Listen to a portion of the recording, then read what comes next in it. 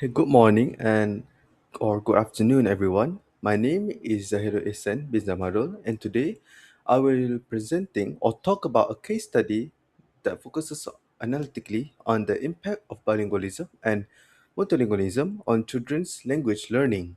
Well, this presentation explore how diverse linguistic environment can shape the way children acquire and manage multiple language. Now, before we begin, we need to define the term of what is bilingualism and multilingualism. Well, according to Lichtenberger Rehoboth 2025, bilingualism refers to individuals using two languages. Meanwhile, multilingualism describes the coexistence of multiple languages used separately within a society. As Malik 2024 said, these linguistic abilities are paramount for promoting global cooperation and cohesion. Now, what is the case study purpose? The first point of the study purpose is to explore how bilingualism and multilingualism environment can affect children language learning. Secondly, is to allow for detailed examination of individual experience which can help identify patterns and relationships that may not be visible in large-scale studies. And the third point is to investigate how home language practices, schooling environment, and social context influence language development, as well as to identify both the benefit and challenges of bilingualism among children. The last point is to provide a deeper understanding of how different factors shape language acquisition in children. Now, what is the research objective? Well, the primary goal of the research is to critically analyze the factors that determine a child's success in acquiring multiple language. This includes three main factors, which is the first point is environmental impact.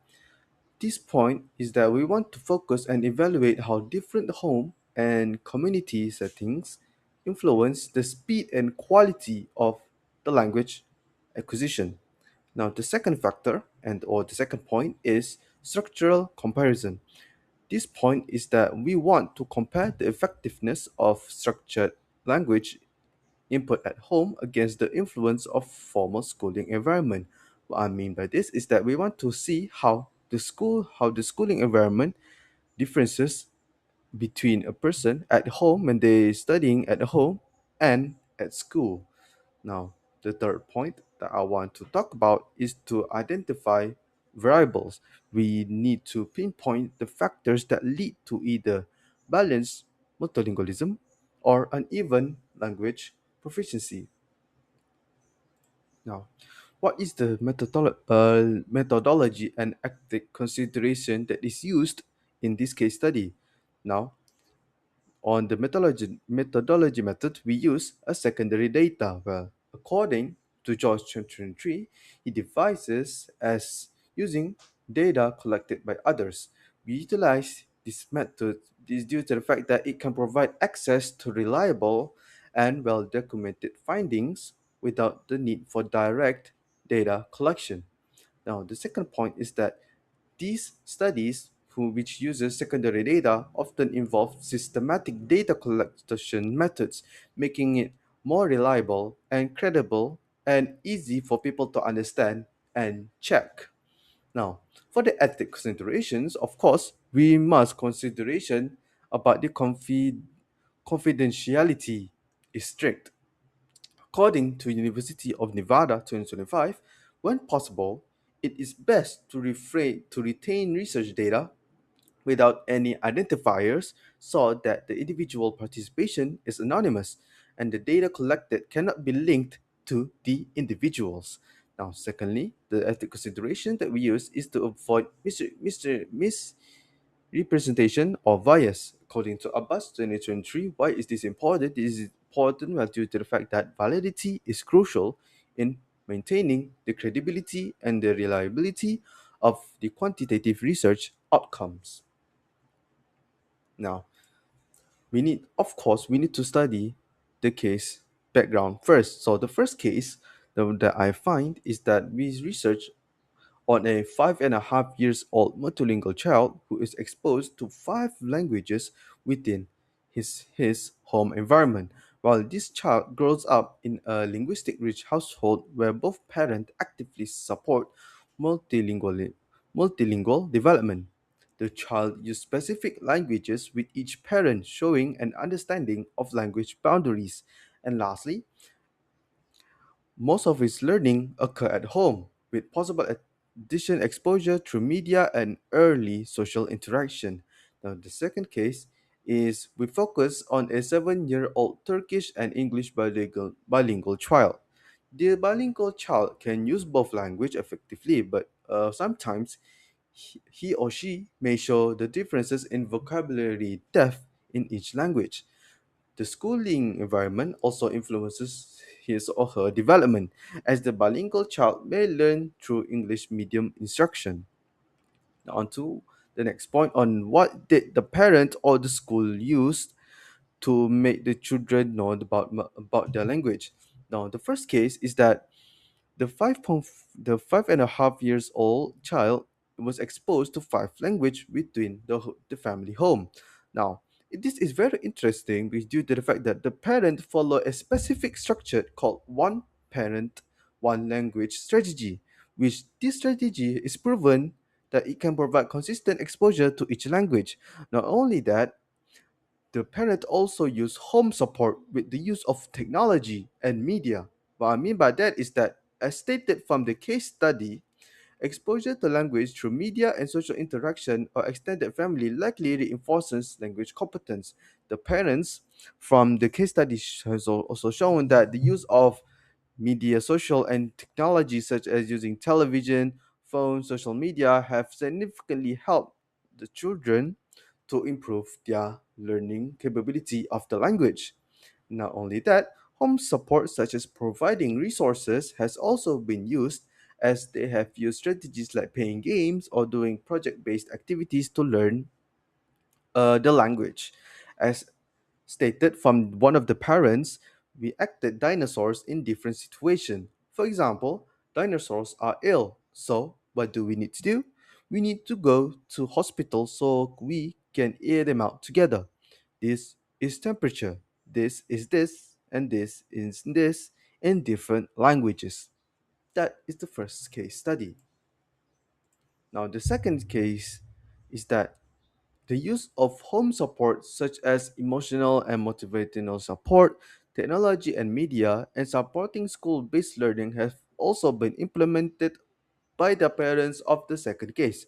As noted in the study, and the case study is that the bilingual child showed variation in vocabulary knowledge across the two language, as the bilingual child must navigate between two linguistic system, which is one at home and one at school, developing flexibility and language use, but sometimes showing uneven proficiency depending on the input frequency.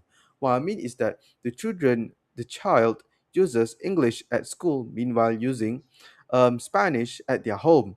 So therefore, this can sometimes show uneven proficiency on the language depending on the input frequency, which I mean by this is that the use of the language who's more often used. And the bilingual child also display a cognitive flexibility. What I mean is that they are being able to process meaning across language. Now, what is the context of learning if you combine both of them and we show it? The first case is that the multilingual child demonstrated the ability to navigate five languages successfully, reflecting the benefit of structured and consistent input. Now, the second case, the bilingual child, he or she shows the flexibility in managing two languages. What I mean, what we can saw from these two cases pattern is that this illustrate the concept of distributed vocabulary, where bilingual and multilingual children may have a broader total vocabulary across languages, even if each language is less robust or less proficiency in one another individually. Now, the second case, if we see from the context of learning, the first case is that all of the language that he or she have learned are used within the home, as this can lead to balanced multilingual development. Now, the second case, if we look, is that the bilingual child uses mostly Turkish at home and English in school, making English more dominant in academic context as it uses in school and barely uses it at home. What is if we look similarly into the first case and the second case, we can see the result is that this shows that social and environmental context can largely influence language proficiency, the use, and the language preference. Now, the second, if we look more of it, the context of learning, individual factors such as motivation, identity, and language preference can shape language development. What I mean by this is that if we look into the first case, the multilingual child is motivated by family interaction and exhibit positive attitude toward all five languages, as if we saw just now. And if you heard just now, the parent uses a variety of methods such as home support technology and media and the OPAL strategies to implement and use the five languages for the children so that the children can learn better of the five language. Now, if we look onto the second case, we can see that the bilingual child may prefer one language depending on the social situation. As we see, for example, just now, he or she uses Turkish at home, mostly Turkish at home, meanwhile using mostly English at school, with school for academic context now. So from this, we can see that he or she may uses English with peers, as this can help him or her foster their confidence and fluency in that language. So therefore, what I mean by this is that from these two cases, we can see that motivational factors, identity, and language preference can shape the language development of someone. Now, the last context of learning, we can see that educational environment can significantly influence one learning capability of language outcome. As we can see that in the first case, the multilingual child primarily develop language at home as the parent uses variety of strategies. But not only from home, he or she may also gain some additional exposure in formal settings, for example, in schools, program, and much more. Now, the second case, if we look, is that the bilingual child experience dual language schooling, which can pose challenge in comprehension but encourage cognitive flexibility and problem solving. Problem solving well across both cases, structured exposure, teacher support, and learning context interaction to shape language acquisition and overall competence. What I mean by this is that from the structured exposure from the parents and from the teacher, and not only that, from the teacher as well, and from the learning context interaction, all of these factors can shape the language acquisition and the overall competence of the learning of the children learning. Now, all in all, what is the conclusion?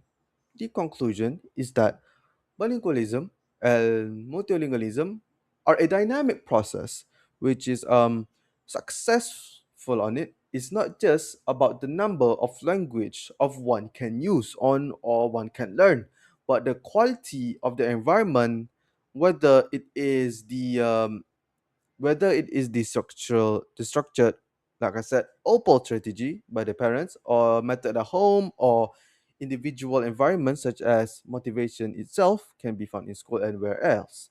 Not only that, by supporting both home and academic language,